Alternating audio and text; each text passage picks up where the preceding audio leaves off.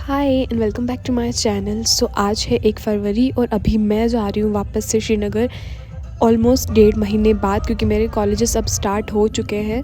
तो अभी हम जाने वाले हैं उदयपुर टू श्रीनगर। तो मेरी जो फ़्लाइट थी वो सुबह 9:55 की थी, बट सुबह मुझे टेक्स्ट आता है कि मेरी फ़्लाइट थोड़ा सा डिले हो गई है। 9:55 की जगह वो 10:30 को बोर्ड करी, बट फिर भी इन लोगों ने चेक इन काफ़ी पहले ही करवा लिया था और मैं लास्ट पैसेंजर थी जिसने बोर्डिंग करा। लिटरली अनाउंस होने लग गया था और मम्मा ने क्या किया कि उन्होंने मुझे घी का डब्बा दे दिया। वो जो डब्बा था मुझे कैबिन वाले बैग में रखना चाहिए था, बट मैंने उसको हैंड बैग में रख दिया और देवर लाइक कि ये आप नहीं ले जा सकते। तो मुझे वापस से 2 बारी चेक इन करना पड़ा। वो बैग वगैरह इतना लफड़ा हो गया था, लिटरली मैं एक बारी को तो परेशान हो गई थी कि मेरी फ़्लाइट ना छूट जाए। बट देन जब मैं फ़्लाइट में आके बैठी तो मुझे इतना ज़्यादा रिलीफ हुआ कि okay now I am tension free, अब मैं आराम से बैठ सकती हूँ। और मुझे विंडो सीट भी मिला था और मेरी जो पूरी रो थी वहाँ कोई नहीं बैठा था। और सो हैप्पी, पता नहीं बहुत ही अच्छा फील आता है जब ऐसा होता है। और मुझे बहुत ज़्यादा नींद आ रही थी और मेरा हेडेक भी होने लग गया था, तो मैं शायद सो गई थी।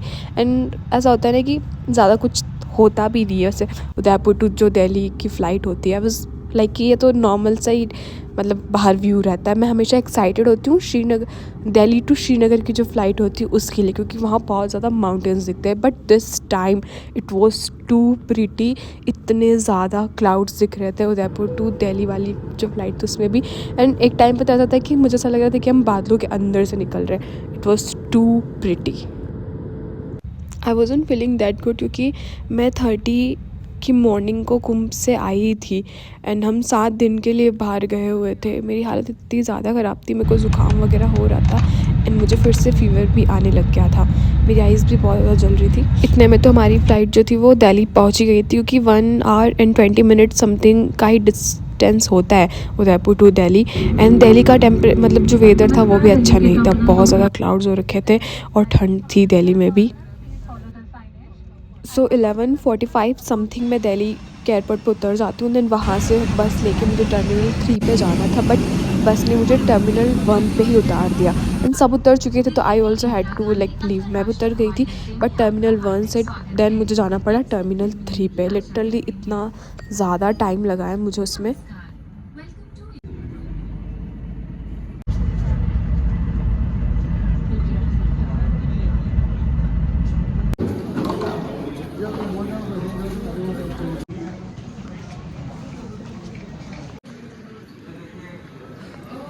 मुझे टर्मिनल 1 पे उतार दिया था and I have to go to terminal 3।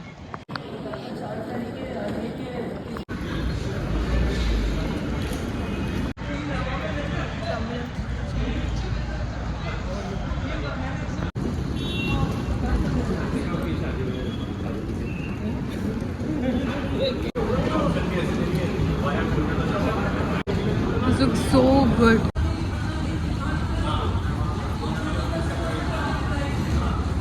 Is that only 2 minutes to walk there? Still walking.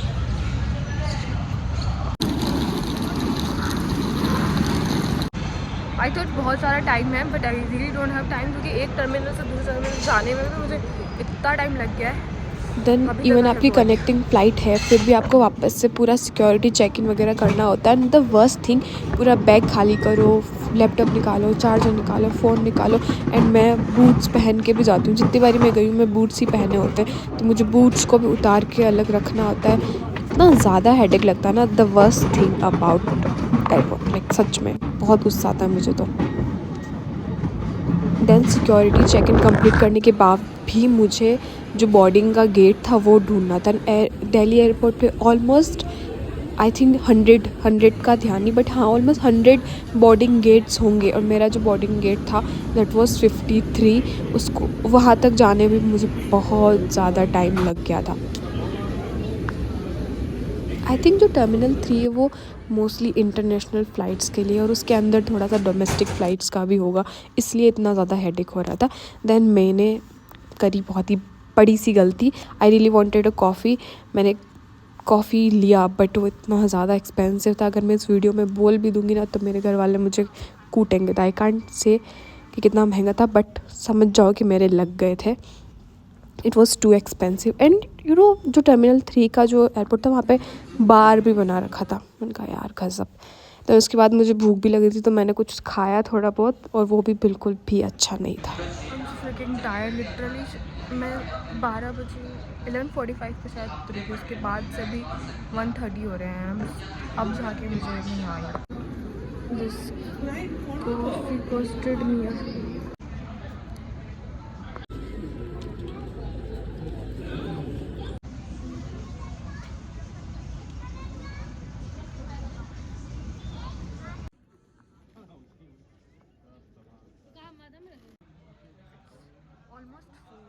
सो मैंने एयरपोर्ट पे ऑलमोस्ट 11:45 से 4:20 तक मैंने एयरपोर्ट पर वेट किया है, क्योंकि फ़्लाइट वैसे तो 3:20 पर जाने वाली थी बट वो भी डिले हो जाती है। देन 4:20 पे हमारी फ़्लाइट जो है टेक ऑफ करती है। देन शायद वेदर की वजह से ही हुआ था, क्योंकि बहुत ज़्यादा वेदर ख़राब था, श्रीनगर में बारिश वगैरह हो रही थी और उसकी वजह से लिटरली बीच में एक दो बार टर्बुलेंस भी हुआ था। और माउंटेन्स जो दिखते हैं यूजुअली वो नहीं दिखे थे, क्योंकि पूरा बादलों से कवर्ड हो गया था और बहुत ज़्यादा अंधेरा भी हो गया था फ़्लाइट के अंदर भी।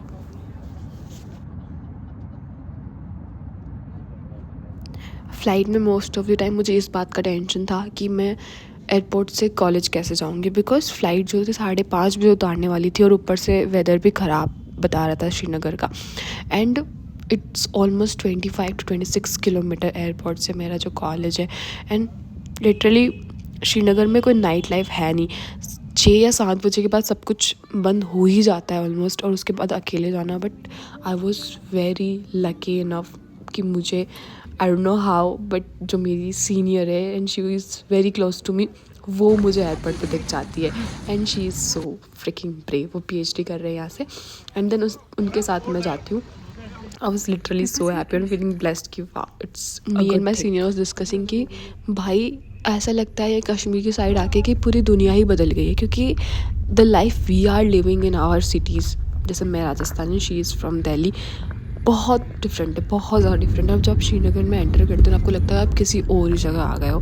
इट्स वेरी डिफरेंट सिटी, और ऊपर से इतना ज़्यादा कोल्ड। राजस्थान में मतलब उदयपुर में अभी ठंड नहीं था इतना ज़्यादा, दिन में तो गर्मी लगने लग गई, तो यहाँ आके इतनी भयंकर वाली ठंड लग रही थी, मेरे हाथ बिल्कुल शिवर होने लग गए थे। और बारिश हो रखी थी तो टेम्परेचर बहुत ज़्यादा गिर गया था। मेरी आवाज़ भी गूंज रही है, बट अभी कोई भी नहीं है मेरे रूम में, ऑल अलोन। मुझे अभी भी सांस नहीं आ रहा है, इतनी भयंकर वाली ठंड है इधर।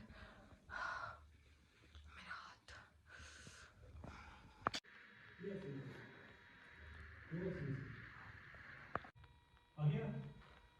नहीं नहीं please, I am back now finally. Literally इतनी भयंकर ठंड थी, ना सो लकी कि मुझे मेरी सीनियर मिल गई, अदरवाइज मैं सच्ची लूट जाती आज। मेरे दिमाग में था कि ऑलमोस्ट 1000 रुपीज़ लगेंगे, बट माई सीनियर उन्होंने हम शायद 300 रुपीज़ में हम यहाँ तक आ गए। देन सबसे पहले मैंने अपना बेड जो है वो बनाया, एंड उसके बाद जो भी थोड़ा बहुत सामान वगैरह था इधर उधर वो रखा मैंने अच्छे से।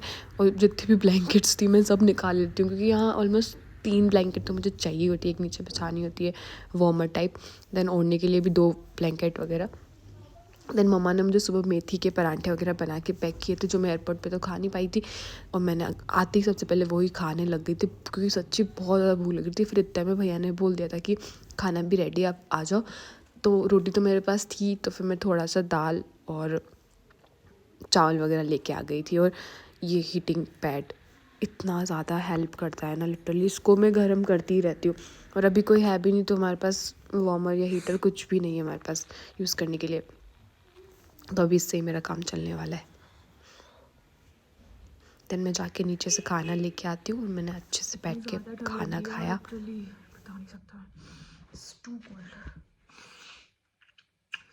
बहुत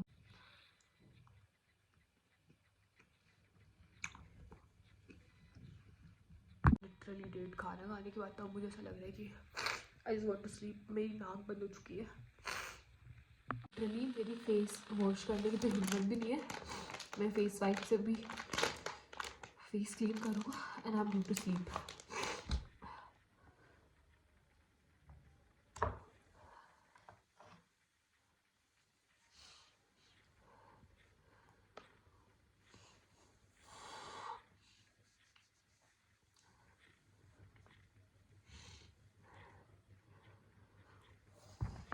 दिस।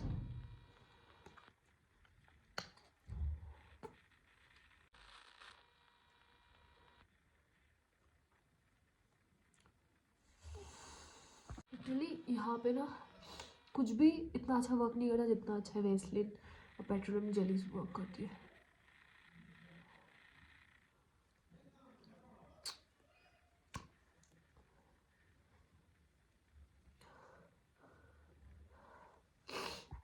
लिटरली पूरा अंदर घुस के बैठी हूँ तब जाके मुझे थोड़ा सा गर्म फील हो रहा है अब।